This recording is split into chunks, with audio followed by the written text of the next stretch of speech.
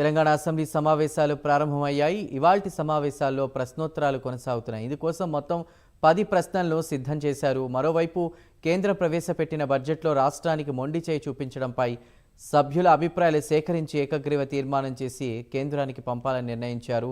పాఠశాలలు, కళాశాలల బస్సుల ఫిట్నెస్ తనిఖీలు, తండాలు గ్రామ పంచాయతీలుగా ఉన్న ఉన్నతీకరణ, అదేవిధంగా ఆర్టీసీ సిబ్బందిని ప్రభుత్వ ఉద్యోగులుగా గుర్తింపు, వాణిజ్య పనుల శాఖల అవకతవకలపై సభ్యులు ప్రశ్నించనున్నారు.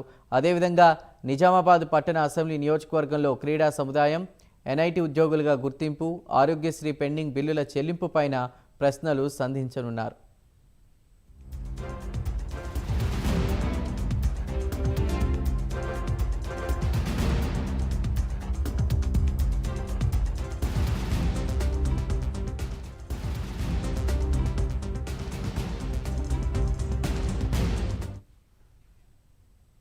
తెలంగాణ అసెంబ్లీ సమావేశాలు ప్రారంభమయ్యాయి. ఇప్పుడు లైవ్ చూద్దాం.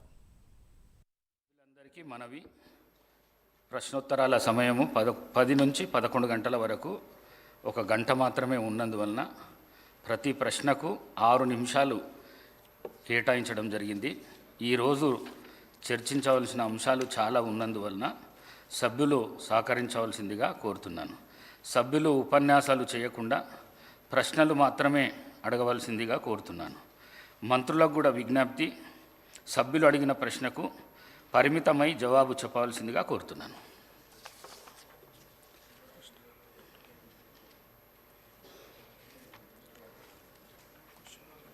ఇది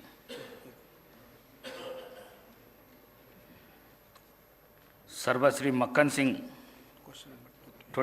క్వశ్చన్ నంబర్ 228 పాఠశాల మరియు కళాశాలల బస్సుల ఫిట్నెస్ తనిఖీ గురించి శ్రీ రవాణా శాఖ మంత్రి పొన్నం ప్రభాకర్ గారు. అధ్యక్ష, గౌరవ సభ్యులు అడిగిన ప్రశ్న ప్రకారంగా ఏకు సంబంధించి అవునండి, బికు సంబంధించి లేదండి, సికు సంబంధించి లేదండి, అదేవిధంగా డి సంబంధించి ఈ ప్రశ్న ఉత్పన్నం కాదు, ఈకి సంబంధించి కూడా ఈ ప్రశ్న ఉత్పన్నం కాదు. గౌరవ అధ్యక్ష,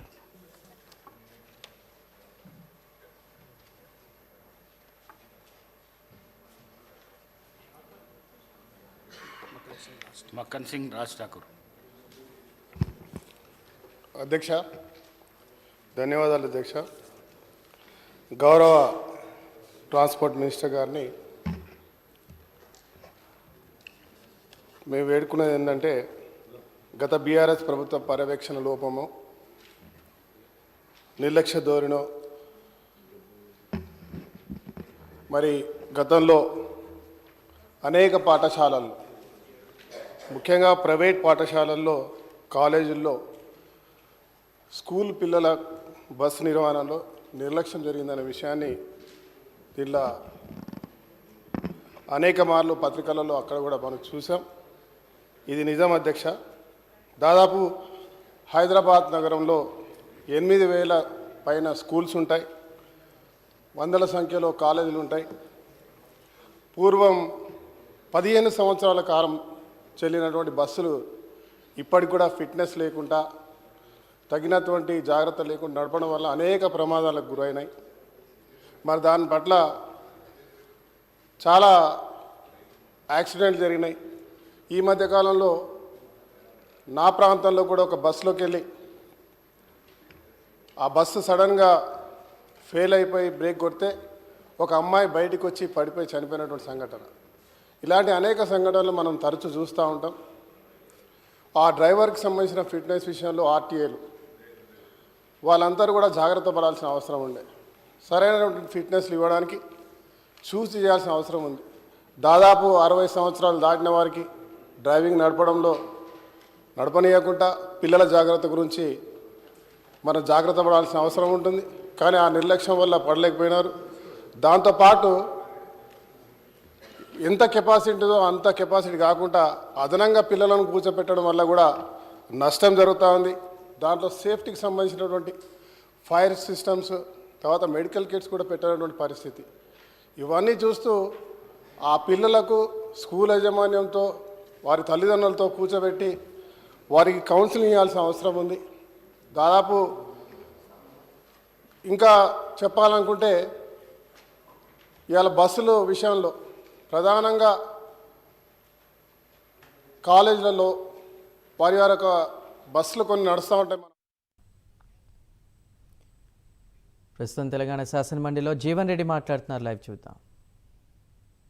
ఓన్లీ థింగ్ ఇది కాలువలు డిజైన్ మార్చాలి. కాలువలు తవ్వినప్పుడు ఏదైతే 152 మీటర్లు మన కాలువలు తవ్వినాం సార్. ఆ 152 మీటర్ లెవెల్కి తవ్విన కాలువలు ఇవాళ మనం 148 మీటర్ లెవెల్కు దాన్ని రీడిజైన్ చేయాలి.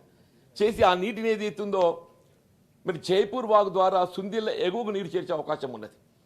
సుందీల ఎగువకు నీరు చేర్చినట్టయితే ఒక లిఫ్ట్తోనే మీకు ఎల్లంపల్లికి నీరు వస్తుంది. ఒక లిఫ్ట్తోనే ఎప్పుడైతే మీకు ఒక లిఫ్ట్తో మీకు ఎల్లంపల్లికి నీరు వచ్చినట్టయితే మీకు ఎల్లంపల్లికి వెళ్ళి మీకు మిడిమారేర కానీ ఎల్ఎండే కానివ్వండి, మల్లన్న సాగర్ కానివ్వండి, కుండపోచం సాగర్ కానివ్వండి, మీకు గంధమల్ల కూడా మెటీరియల్ అవుతుంది. మరి మీకు గంధమల్ల రిజర్వాయర్ మెటీరియల్ కావాలి అని చెప్పేదంటే మేడిగడ్డను దాన్ని పునరుద్ధరించడంతో పాటుగా మీరు ప్రతిగా ఏదైతుందో తుమ్మడిహట్టి బ్యారేజ్ నిర్మాణం తలపెట్టడం అనేది ప్రధాన అంశం అని చెప్పక తప్పదంటుంది. మరి తుమ్మడిహట్టి వద్ద బ్యారేజ్ నిర్మాణం చేపట్టినట్టయితే మన బ్యారేజ్కి ఒక 4-5 వేలు 5-6 వేల కోట్లు అవుతుంది, కాలువలకు 3-4 వేల కోట్లు అవుతుంది. మీకు అంత కలిపి 10,000 కోట్ల లోపల ఏదైతున్నదో తుమ్మడిహట్టి వద్ద నుండి ఒక్క లిఫ్ట్తో ఏదైతుందో ఎల్లంపల్లి నీరు సమకూర్చినటువంటి అవకాశం ఉంది. దయచేసి వల్ల మనం రాష్ట్రంలో కాంగ్రెస్ ప్రభుత్వం ఏర్పడ్డది, నూతన అధ్యాయం ఆరంభమైంది. గతంలో వాళ్ళు మేడిగడ్డ ఆ ప్రాజెక్ట్ ఏ ఆలోచనతో నిర్మాణం తలపెట్టో తెలియదు, కానీ ఫలితం మాత్రం ఏదైతుందో మనం ఆశించిన విధంగా పొందలేకపోతున్నాం. మనం అక్కడ ఫలితం ఆశించిన విధంగా పొందలేకపోతున్నాము.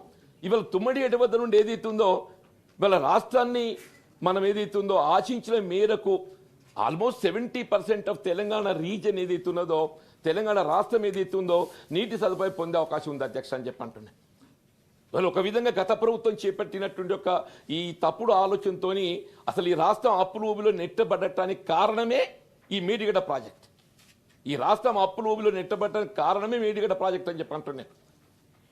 ఇవాళ నేను మీ ద్వారా కోరేది, గౌరవ చైర్మన్ గారి ద్వారా మీరు కోరేది ఏంటంటే, మీరు ఈ గంధమల్ల రిజర్వాయర్ అనే అంశం మనకు ఫలితం ఇవ్వాలి అంటే మల్లన్న సాగర్ నీరు రావాలి.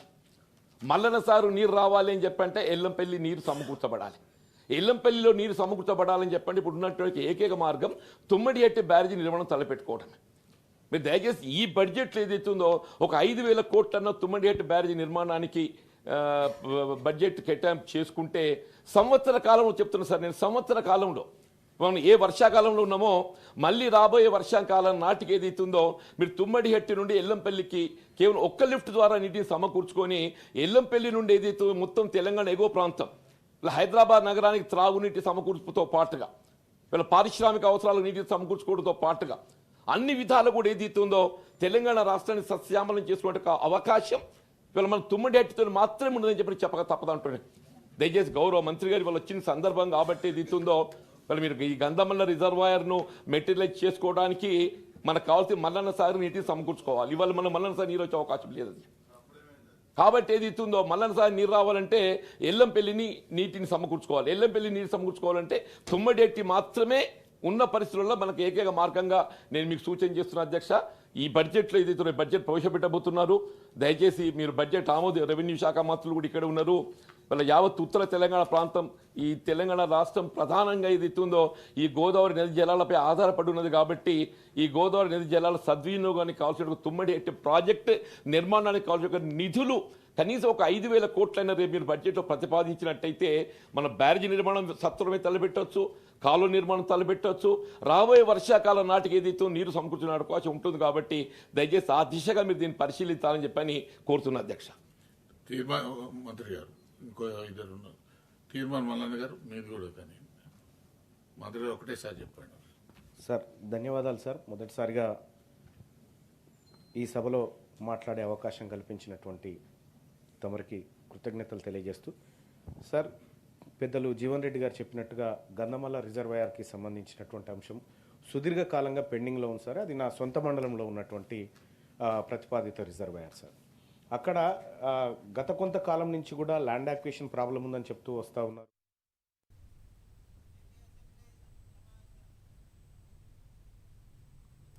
ఏపీ అసెంబ్లీ సమావేశాలు కొనసాగుతున్నాయి. లైవ్ చూద్దాం. కాలువల నీరు కావాల్సినప్పుడు ఆ నీరు పంట చేలకు చేరకపోవటం, రైతు భరోసా కేంద్రాలను ఏర్పాటు చేసి వాటి వలన ఏమి ఉపయోగం కూడా లేకుండా కేవలం ప్రచార ఆర్భాటాల కోసం మున్సిపల్ పరిధిలో కూడా రైతు భరోసా కేంద్రాలు, రైతులు లేని చోట కూడా రైతు భరోసా కేంద్రాలు కట్టి డబ్బులు దుర్వినియోగం చేశారు. రైతులకి సకాలంలో డబ్బులు చెల్లించినట్లయితే రైతులు ఆనందంగా ఉండేవాళ్ళు. రైతులు ధాన్యం రైతు భరోసా కేంద్రాల ద్వారా ధాన్యం సేకరిస్తే రైతు భరోసా కేంద్రాల్లో తేమ శాతం 1 చూపిస్తే ఆ ధాన్యాన్ని రైస్ మిల్లర్ దగ్గరికి తీసుకెళ్తే అధిక శాతం తేమ చూపించడం, ఏ రైస్ మిల్లర్కి ఎలా చేశారనేది కూడా వివరాలు లేకపోవడంతో ఆ రైస్ మిల్లర్కి ఈ ట్రక్స్ ద్వారా ధాన్యం తీసుకెళ్ళినప్పుడు రైస్ మిల్లర్ ధాన్యం తేమ శాతం ఎక్కువ ఉందని చెప్పడంతో ఏం చేయాలో తెలియని పరిస్థితుల్లో ధాన్యం తెగ నమ్ముకొని వచ్చే పరిస్థితి. మద్దతు ధర ఒకటైతే రైస్ మిల్లరు ఆ డబ్బులు కాదు, మద్దతు ధర ఇవ్వము, ఇంకొక 200 తేమ శాతం ఎక్కువ ఉంది అని అంటే ఆ డబ్బులు రైస్ మిల్లర్కి రైతు చెల్లించి ఆ ధాన్యం అక్కడిచ్చి మళ్ళీ ప్రభుత్వం ఇచ్చేదాకా కూడా రైతు ఎదురు చూడాల్సిన పరిస్థితి ఉంది.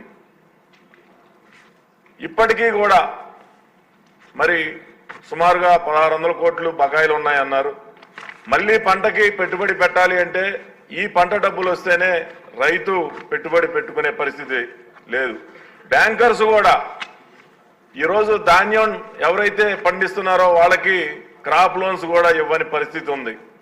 గ్యారంటీ పెడితేనే బ్యాంక్ లోన్స్ ఇస్తామని చెప్తా ఉన్నారు. ఇవన్నీ కూడా తమ దృష్టికి తీసుకొస్తా ఉన్నాం. ఇవన్నీ కూడా గౌరవ మంత్రివర్యుల్ని పరిష్కరించవలసిందిగా కోరుతూ ఉన్నాం.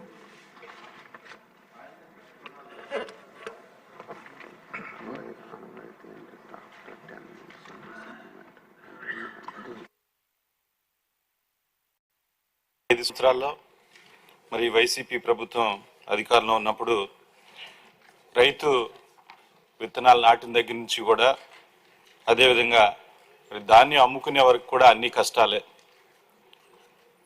మరి ధాన్యం కొనుగోలు విషయానికి వచ్చేసరికి గతంలో రైతులు చాలా